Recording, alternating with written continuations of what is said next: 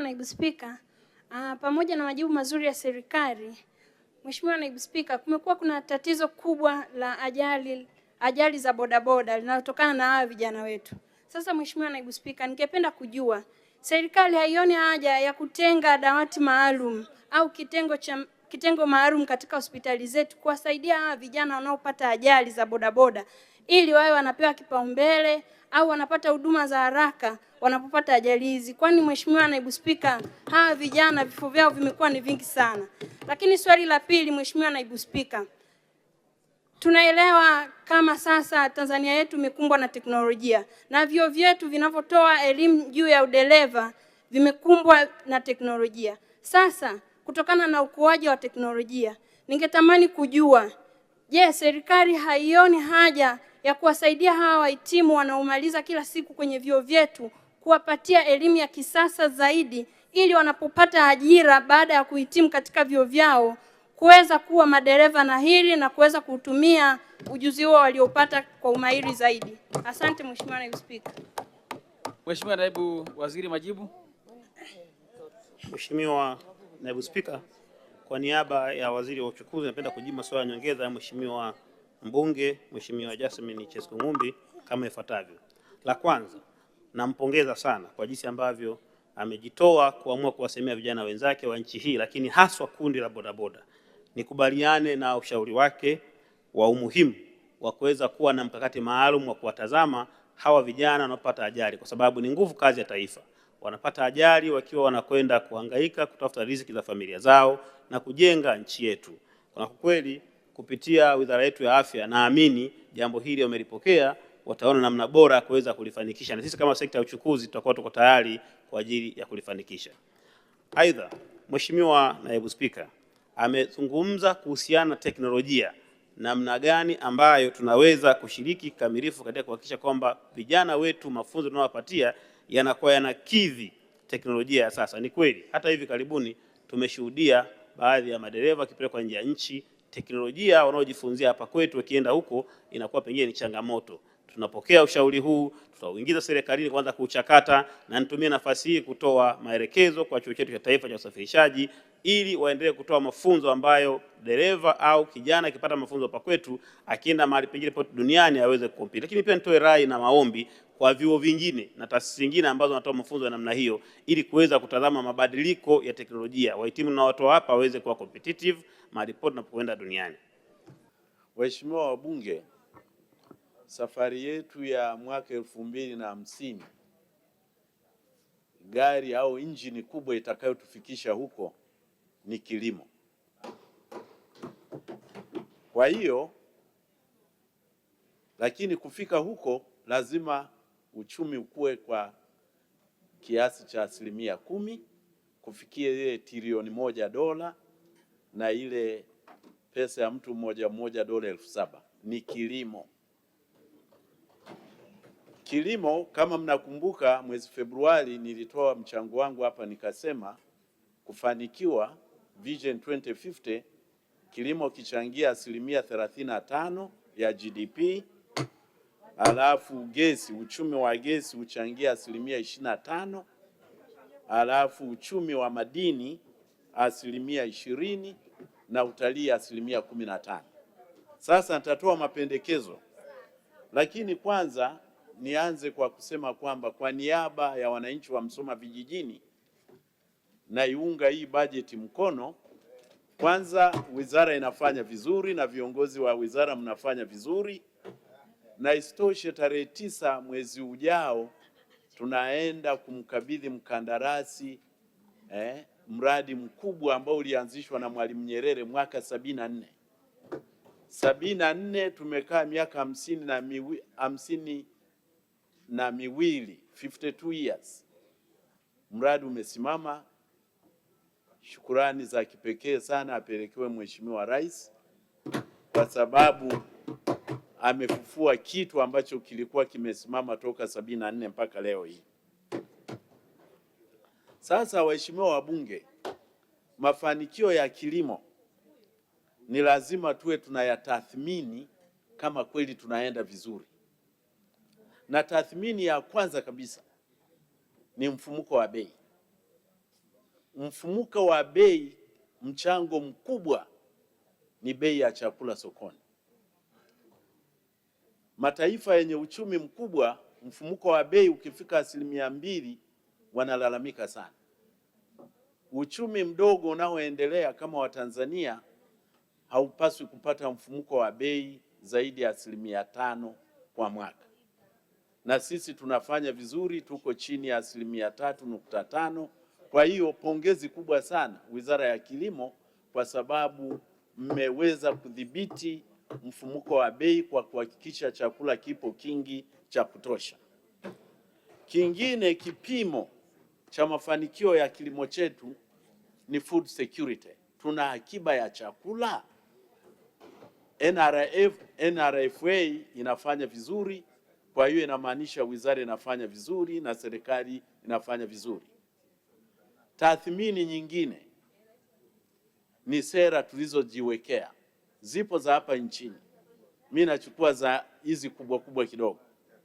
Ya kwanza ya AU mwaka 2003, Julai 2003, onana Maputo, wakakubaliana kwamba nchi za Kiafrika kwa kila mwaka angalau tutumie sio chini ya 10% ya bajeti ya taifa iende kwenye kilimo. Sasa bajeti aliyosoma Mheshimiwa Waziri ni trilioni 1.1 na ya mwaka jana ilikuwa trilioni 1.2. Sasa Burai, chukua bajeti hii tuliyosomewa na bajeti, je, tumefika 10%? Kila mtu atapata jibu lake.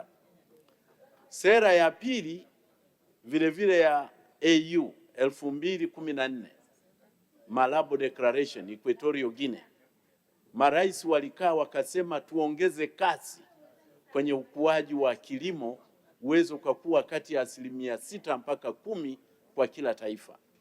Halafu tuwekeze uwekezaji mkubwa.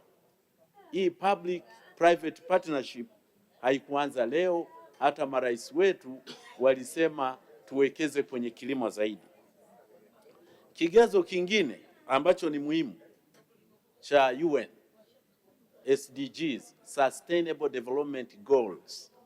Goal namba 2 inasema zero hunger by the year 2030.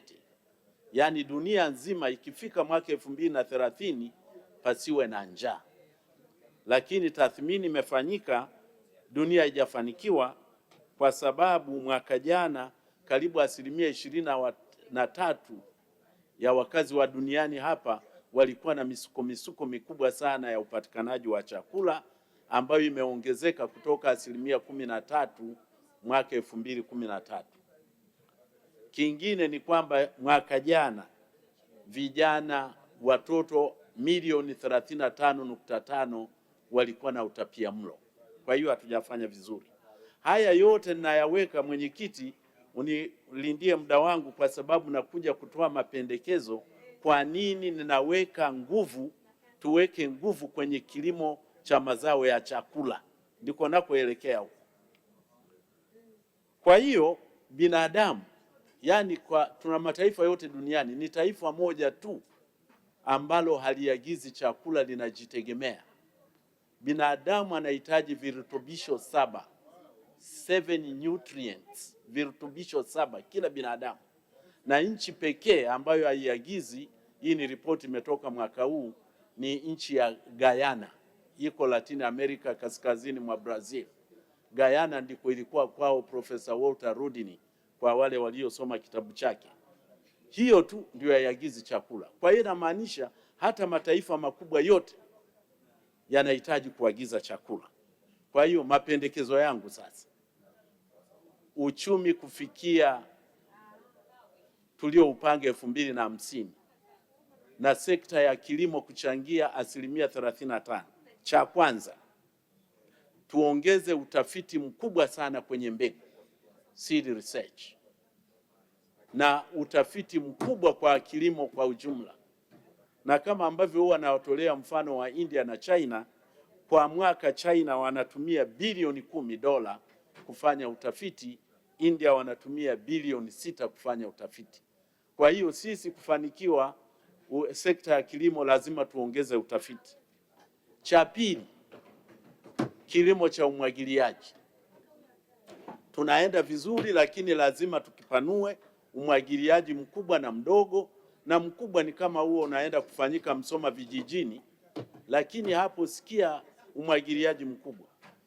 Lile bwawa langu la Bugwema, umwagiliaji wa Bugwema tunaoenda kumkabidhi mkandarasi tarehe 9 mwezi ujao, gharama yake ni bilioni 48 bilioni. Kwa hiyo tukiwa na schemes kama hizo 10, karibu ni bilioni 500. Waheshimiwa, nawaeleza bajeti tu tunayoisoma hapa haiwezi kufanya mapinduzi makubwa ya kilimo cha umwagiliaji, haiwezi. Kwa hiyo badala yake ni kama wabunge wengine nimewasikia jana wanaongea, lazima tutafute fedha za pembeni, lakini mataifa yote hata waliofanya kazi kwenye mashirika makubwa wanajua kuna kitu kinaitwa extra budgetary funds. Extra budgetary funds haziji kusomwa humu, lakini zinatafutwa kwa kazi mahususi, na huko ndiko tuelekeze kwenye kilimo.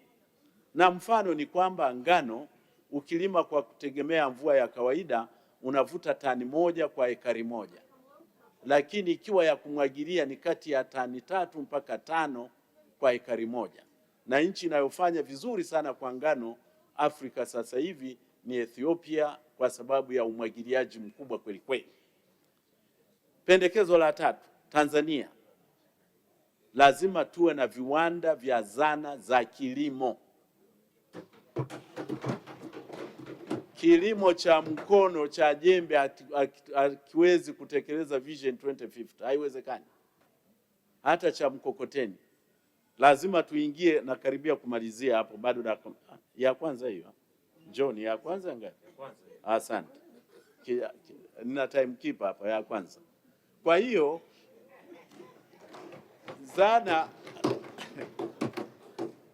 zana za kilimo, Mheshimiwa Mwenyekiti, ni kwamba, na mfano mzuri, sisi tuko chini sana, lazima tuongeze. Ukichukua tractors nchini Tanzania, kwenye kila hekta 1000 Tanzania tuna trekta 3.6, lakini India kwenye hekta 1000 wana trekta 20. China hekta 1000 wana trekta 45. Cha 4, tuwekeze kwenye viwanda vya mbolea. Hii tumepiga hesabu kwa wale ambao ile urea, ile kiwanda tunachotaka kujenga kutokana na gesi yetu, hesabu zimeshapigwa. Yaani TCF 1 trillion cubic feet of natural gas inaweza ikazalisha tani, inazalisha tani milioni 8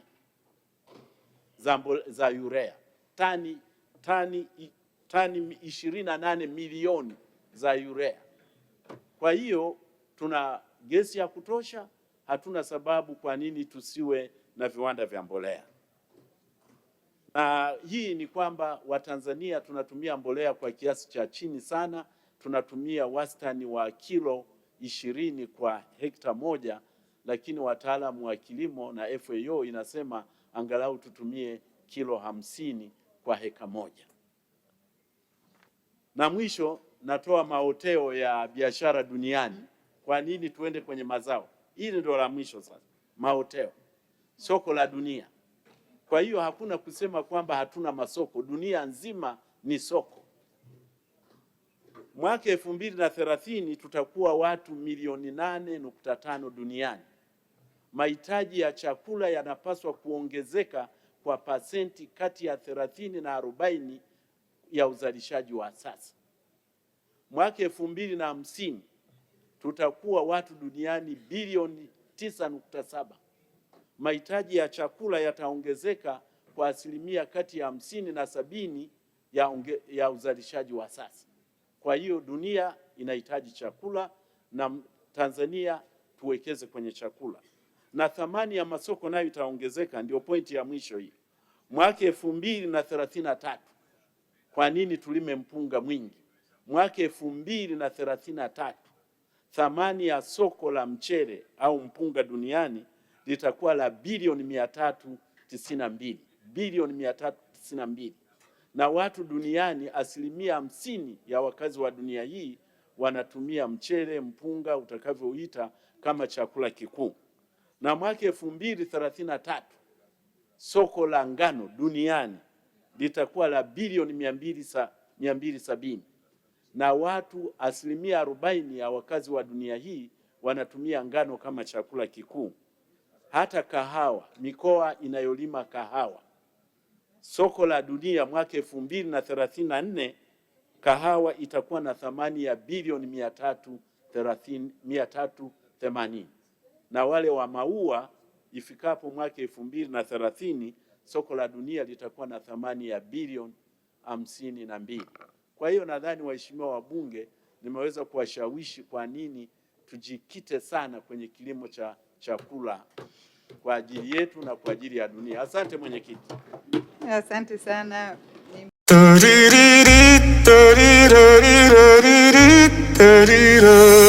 Haya sasa, tuliokuwa tukisubiria kwa hamu, hii sasa imefika. Lile tamasha lilosheheni burudani za halali sasa limewadia. Hapa nazungumzia Rahatul Eid. Ni tamasha la Nasheed ambalo litawakaribisha Munshid nguli kutoka visiwani na nje ya visiwa vya Zanzibar. Ni tamasha litakalofanyika Idi pili na Idi tatu mfungo tatu kwa kiingilio kidogo tu cha shilingi 7,000 tu kwa zote siku mbili, na kwa VIP kiingilio ni shilingi 10,000 tu, na tutakuwa na tiketi 50 pekee za VIP. Na hili surprise Nasheed kutoka kwa watangazaji wako itakuwepo, na mara hii ni kubwa kuliko. Munshid watakao perform katika tamasha hilo ni Sudi Khafa, Kijana Abdillah, Yuzan, Afaiz Luheta, Fakim Baro, Salim Ali, Mahad Virginia, Al Habibi Sam, Mozain, Adil Bajun, Awal Nasheed, Abu Khalef, Irshad Islamic Kid na wengi wengineo watakuwepo. Ili kujipatia tiketi yako, wasiliana na wafuata: Abubakar Faki Hamadi, Babroma, mpigie kwa simu namba 0777 43 28 83. Saif bin Jedo,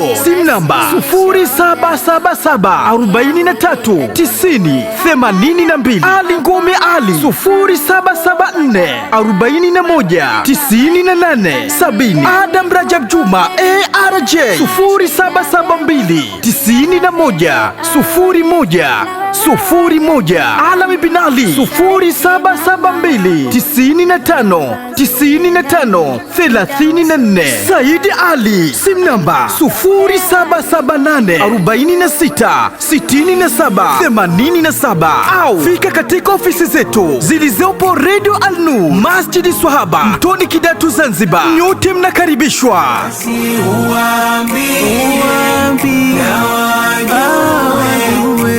Watambue kama unanipenda basi